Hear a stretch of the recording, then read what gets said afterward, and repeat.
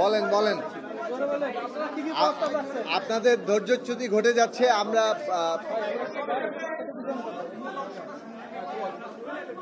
আচ্ছা, আপনারা তো সবাই জানেন আজকে কি উপলক্ষে বৈঠক, কি পরিস্থিতি। কথা সংক্ষেপে বলি, আমরা পরিষ্কারভাবে বলেছি যে বিচার সংস্কার এবং নির্বাচনের সুনির্দিষ্ট রোডম্যাপ ঘোষণা করতে হবে। ডিসেম্বর মাস সরকার নিজেই বলেছে ডিসেম্বর থেকে জুনের মধ্যে নির্বাচন হবে। ডিজাইন, এলিগেন্স, বিউটি, সেরা পণ্য সবার জন্য জেভিকো। রাজনৈতিক দলগুলো স্বাভাবিক কারণে ডিসেম্বরের মধ্যে নির্বাচন চায়। এখন ডিসেম্বরের থেকে যদি অন্যথা কোনো কিছু হয়,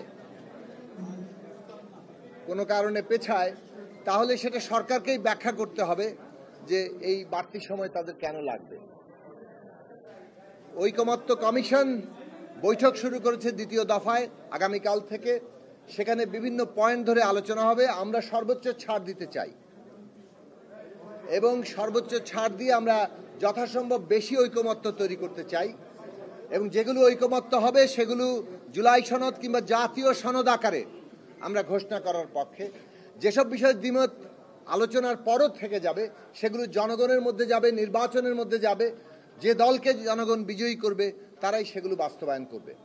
আমরা যেটা বলেছি যে নির্বাচনের তারিখ সুনির্দিষ্ট করা এই কারণে প্রয়োজন যে সংস্কারের বিষয়গুলো যেগুলোতে ঐকমত্য হচ্ছে, যেগুলোতে দ্বিমত আছে, সেখানে জনগণের অংশগ্রহণ তৈরি করা দরকার।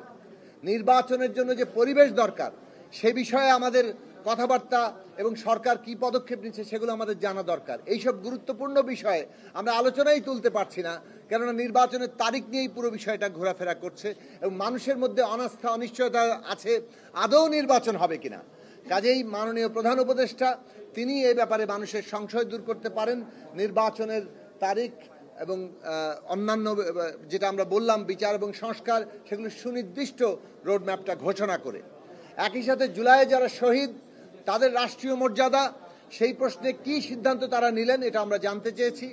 অন্যান্য সমস্ত কমিশন রিপোর্টের কি হবে সেটা আমরা জানতে চেয়েছি।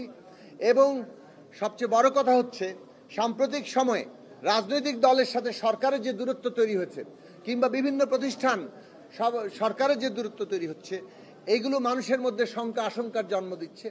আমরা মনে করি যে সরকারের উদ্যোগ নিতে হবে যাতে করে রাজনৈতিক দল সহ সকল অংশীজনদের সাথে এই দূরত্ব এবং এই ধরনের কোনো রকম অনাস্থার জায়গা তৈরি না হয়, বরং আস্থা এবং একটা ন্যূনতম ঐকমত্যের মধ্য দিয়ে আমরা এই যে বিচার সংস্কার এবং নির্বাচনের মধ্য দিয়ে নতুন রাজনৈতিক বন্দোবস্ত, বাংলাদেশের নতুন গণতান্ত্রিক যাত্রা, এটা আমরা নিশ্চিত করতে পারি। সবাইকে ধন্যবাদ।